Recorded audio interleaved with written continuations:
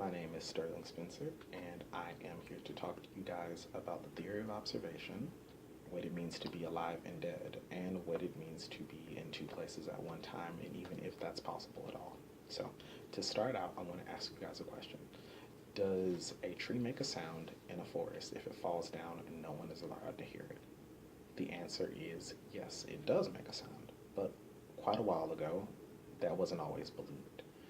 There was a theorist named Schrodinger. He once thought that if people were not around to observe a sound or observe something happening or an action, that it didn't necessarily happen. It more or less existed in a state between it possibly happening and it happening.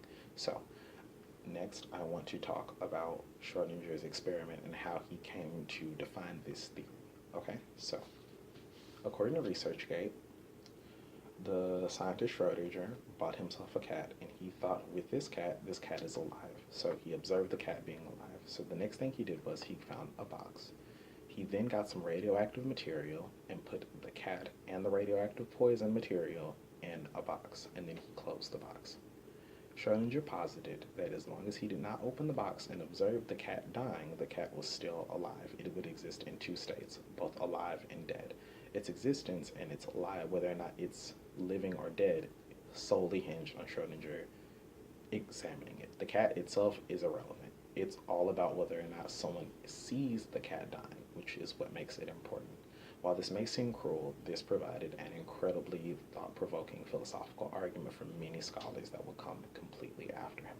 So, with that said, Schrodinger eventually did observe the cat dying, and at this point, the cat is now dead. So he posited that in this way, something only dies or is alive if someone sees it. Next, I want to talk about NPR and how they recently did a story on electrons, and this kind of ties back to Schrodinger in a way that we wouldn't expect. So, Schrodinger posited that if something can be observed, something has to be observed both alive and dead. So, in this way, NPR did a story on electrons in which electrons were observed in two completely different places at the same time, and they were completely the same electron. So, it is possible to exist in two states, albeit in two different places. Now, electrons are interesting because they exist in everything. Electrons, protons, and neutrons make up essentially the building blocks of existence.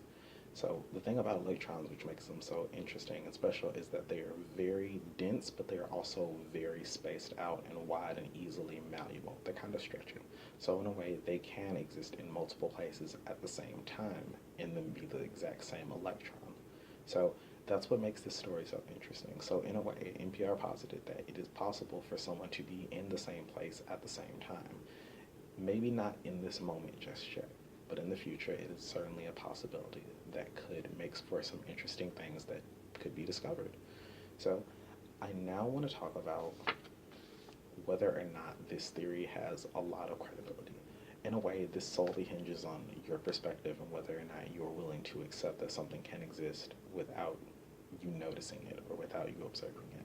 In a way, everything's constantly being observed, so there's no real way to test to make sure this theory is a fact yet.